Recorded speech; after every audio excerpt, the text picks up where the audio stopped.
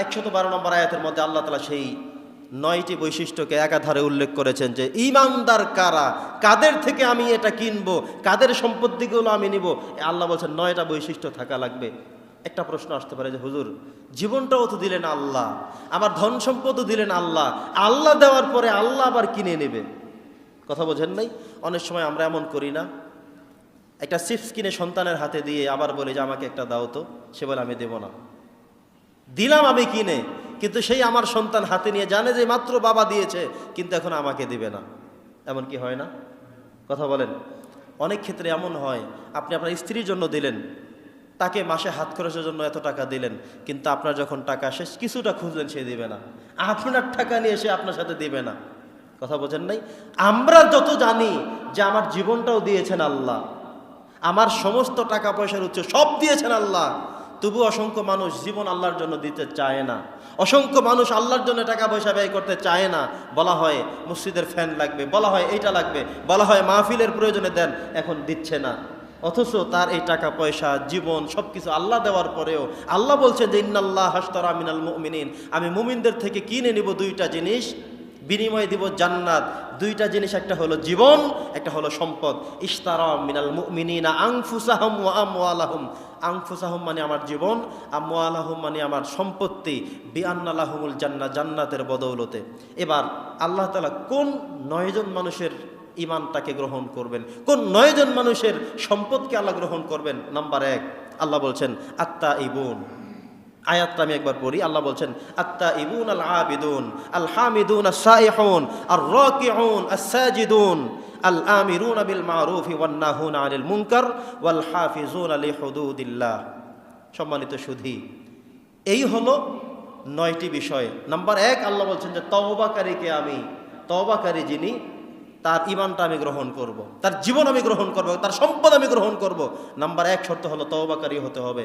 আমরা আমাদের জীবনে ইচ্ছায় হোক অনিচ্ছায় হোক, জেনে হোক না জেনে হোক, ভুলে হোক, যেভাবেই হোক, আমরা অনেক অপরাধ করি না, অনেক ভুল আমাদের হয়ে যায় না? এই ভুলের জন্যে আমরা তওবা করতে হবে। কার কাছে? আল্লাহর কাছে তওবা করতে হবে। আল্লাহ বলছেন ওই অনুতপ্ত বান্দার আমলগুলো আমি কবুল করি, জীবন আমি কবুল করি, যারা অপরাধ হয়ে যাওয়ার পরে, অন্যায় সংগঠিত হয়ে যাওয়ার পরে, ভুল হয়ে যাওয়ার পরে তারা এসে আমি আল্লাহর কাছে বলে আল্লাহ ভুল করেছি, আমি অন্যায় করেছি, আমি বুঝি নাই, আমি, এই কথা যারা বলে আল্লাহ বলছেন আমি তারটা কবুল করি। তার মানে হলো প্রথম শর্ত হলো আত্তাইবুন হতে হবে, তাওবাকারী হতে হবে। লক্ষ্য করে দেখুন, মনে করে দেখুন, একটু স্মরণ করুন, আপনি আপনার জীবনে কি এমন অপরাধ করেছিলেন, কত বছর বয়স সময় করেছিলেন, অপরাধের ধরনটা কেমন ছিল, এগুলো চিন্তা যখন আপনার চলে আসবে, আর হয় না মাঝে মধ্যে এমন, মাঝে মধ্যে নিজের ছোটবেলার দুষ্টুমির কথা মনে পড়ে যায়, নিজের চুরির কথা মনে পড়ে যায়, নিজের জুলুমের কথা মনে পড়ে যায়, একজনের সাথে মিথ্যা কথা বলেছে সেটা মনে পড়ে যায়, কত অনৈতিক বিষয়গুলো মনে পড়ে যায়। যখন মনে আসবে তখনই আপনি তায়েব হয়ে যাবেন, তাওবাকারী হয়ে যাবেন, সাথে সাথে বলবেন আস্তাগফিরুল্লাহ, এই কামটা আমিও করেছি।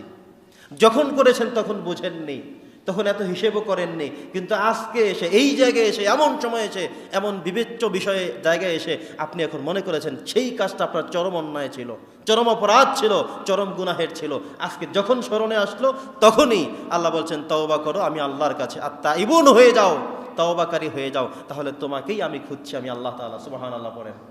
তার মানে হলো আমরা এটা বুঝতে সক্ষম হলাম যে আমাদের দ্বারা যে কোনো অপরাধ, ভুল সংঘটিত হয়ে গিয়েই গেছে, হয়েই গেছে, যেটা যেটা আমাদের দ্বারা হয়ে গেল, এমন বিষয়টা নিয়ে আমি আল্লাহর কাছে অশ্রুসিক্ত নয়নে, সেটার জন্য আমি লাইলাতুল কদরের আশায় বসে যেন না থাকি, শবে বরাতের আশায় যেন বসে না থাকি, গুরুত্বপূর্ণ রাতের আশায় যেন বসে না থাকি, বরং যখন মনে উঠবে তখনই আমি আল্লাহর কাছে তাওবা করবো, ইস্তেগফার করবো। আল্লাহ বলেছেন আমি তাওবাকারী বান্দাকে ভালোবাসি। অনেক ক্ষেত্রে এমন হয় আপনি হালাল এবং হারাম 2টার মধ্যে বিবেচনা করতে পারেননি, আপনি মনে করেছেন হালাল, খেয়ে ফেলেছেন। অসংখ্য সময় আমাদের এমন হয়, অন্যায় করি কিন্তু বুঝি না এটা যে অন্যায়, জুলুম করি কিন্তু বুঝি না এটা জুলুম, মনে করি এটাই রাইট, এটাই ঠিক। যেমন একজন আপনাকে সামান্য একটা গালি দিল, আপনি এখন তাকে একা পেয়ে মন মতো মারলেন, সে দিল আপনাকে জাস্ট একটা গালি বা একটা কটু কথা, কিন্তু তার বিনিময়ে আপনি তাকে এমনভাবে প্রহার করলেন বা মেরেই ফেললেন, তাহলে বিনিময় তো হলো না, সে করলো শুধু গালি বা এমন কোনো কথা, কিন্তু আপনি তার বিপরীত তাকে পিটাতে পিটাতে মেরে ফেললেন, অত্যাচার করলেন, প্রচণ্ডভাবে প্রহার করলেন, প্রচণ্ডভাবে আপনি আঘাত করলেন। এবং সে এটার দ্বারা কষ্ট ভোগ করতে হলো, কারাবরণ করতে হলো, মাজলুম হয়ে গেল, আপনি কিন্তু জুলুম করে ফেললেন। তখন মনে করছেন ঠিক আছে, এটা মনে করে করেছেন, কিন্তু এখন এসে মনে করলেন যে না, আসলে আমার নিঃসন্দেহে আমার জুলুম হয়ে গেছে, আমি জালেম। সাথে সাথে তওবা করতে হবে একজনের কাছে, তিনি কে? সম্মানিত সুধী, তো আমরা আল্লাহর কাছে তওবা করব। 2 নম্বর কাজ হলো আল আবিদুন। আল্লাহ বলছেন আল আবিদুন হতে আমাদেরকে। আবিদুন মানে কি? আমরা এখন এসেছি না আল্লাহর ইবাদত করতে, আমাদেরকে বলা হয় আবেদ। আমরা যখন সবাই একত্রিত হলাম, জমাট সিগা মানে আবেদুন, আমরা সবাই আল্লাহর ইবাদত করতে এসেছি। আল্লাহ বলছেন তোমরা আবেদুন হও, ইবাদতকারী হও। আমি আল্লাহ ছাড়া অন্য কারো ইবাদত করার কোনো চিন্তা টেন্ডেন্সি যেন না থাকে। দেখেন বিধর্মীরা, হিন্দু ভাইয়েরা, খ্রিস্টান ভাইয়েরা, ইয়াহুদিরা, অন্য যারা আছে, তারা কিন্তু আমরা যেভাবে আল্লাহকে মেনে ইবাদত করি, তারা আল্লাহকে চিনেই না, জানেই না, বোঝেই না, ইবাদত করতে আসতে পারে না, আসে না। আল্লাহ বলছেন আমাদের মধ্যেও দেখেন কতগুলো ক্লাসিফিকেশন আছে। অনেক ইমানদাররা এমন আছে আজকে জুমার দিন শুধুমাত্র এসেছেন, বাকি সপ্তাহে খবর নেই। আবার এমনও আছেন যারা জুমার দিনও আসেননি, আসবেনও না, অথচ ইমানদার, অথচ নিজেদেরকে মুসলমান দাবি করে, অথচ একজন মুসলমানের ঘরে জন্মগ্রহণ করেছে। ঠিক কিনা বলেন? তো মুসলমানের ঘরে জন্মগ্রহণ করার পরেও জুমার দিনেও যারা সালাত আদায় করতে আসেননি, আপনি তাকে কোন সংজ্ঞায় সংজ্ঞায়িত করবেন? কেমন বান্দা তাকে আপনি বলবেন? বান্দা আবেদ মানেই হলো রবের দাসত্ব করা, প্রভুর দাসত্ব করা।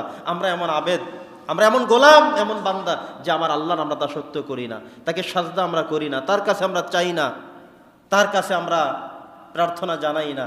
আল্লাহ বলছেন একজন মানুষের 2 নম্বর বৈশিষ্ট্য হলো আল্লাহ আবিদুন, তারা ইবাদতকারী হতে হবে। ধরুন এই যে এখন আমরা ইবাদত করতে আসলাম, আজকে জুমার নামাজ পড়তে আসলাম, জুমার নামাজ পড়ে চলে যাওয়ার পরে আবারও সময় চলে আসবে আসরের। একজন ইমানদার বান্দা, একজন ইমানদার মানুষ আবেদ, তিনি আসরের সময় তো আবার আসর পড়তে চলে আসবেন, মাগরিবের সময় হলে মাগরিব পড়তে চলে আসবেন, যখন যেটা হুকুম চলে আসবে তখন তিনি সেটা করবেন। তিনি হলেন প্রকৃত আবেদ।